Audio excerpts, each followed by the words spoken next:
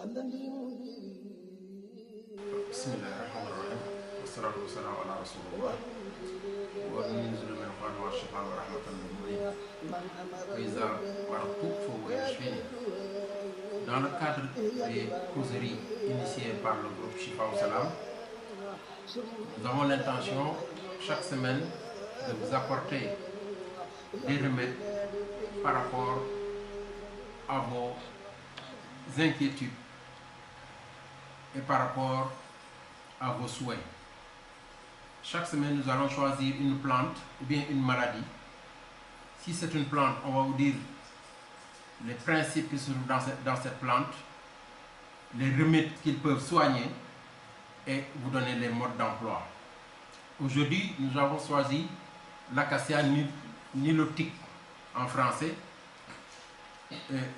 qui est utilisé en Afrique et très fréquemment en Afrique de l'Ouest. Il y a deux variétés d'acacia, l'acacia nilotica variété Andasoni et la variété Tolentonza.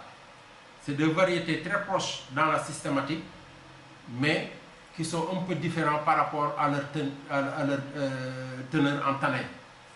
Puisque dans la première variété, on trouve la valeur en tanin de 20%, alors que dans l'acacia Andasoni, on trouve plus de 36% de tanin. Mais la teneur en tanin peut varier par rapport à la localisation de la plante, bien par rapport à la plante elle-même, c'est-à-dire par rapport aux branches ou bien dans les racines. Puisqu'on peut trouver 20% dans le tronc et trouver plus de 36% dans l'écorce et la racine. L'huile des graines renferme des acides glycéridiques et estaridiques et palmatiques, oléiques et linoléiques. Les graines aussi sont riches en sodium, potassium et magnésium.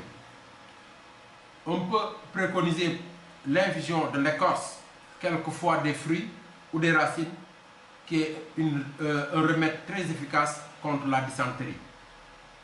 Une poudre hémostatique et cicatrisante peut être réalisée à partir des fruits de nep-nep, l'écorce de nguigis et le tamarinier. Donc l'écorce de nguigis, c'est le Pilostigma reticulatum et le tamarinier qu'on appelle le tamarindus en nom scientifique.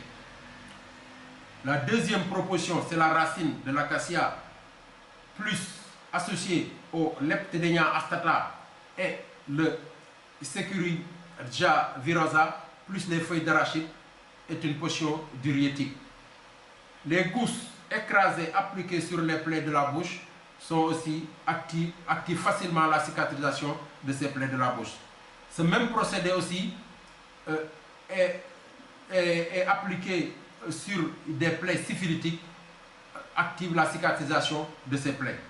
L'écorce mâchée soigne les maux de gorge ou bien la toux. On peut préconiser aussi l'infusion des feuilles ajoutées avec du lait et du sucre et indiquées pour soigner les bronchites ou la pneumonie. Les racines bouillies sont prescrites dans le cas d'indigestion ou de troubles digestifs. Je m'excuse. La décoction traite l'impuissance. En Afrique du Nord, l'écorce de la tige est employée comme anti-amybien et hypotenseur. La poudre est employée pour soigner toutes sortes de fièvres.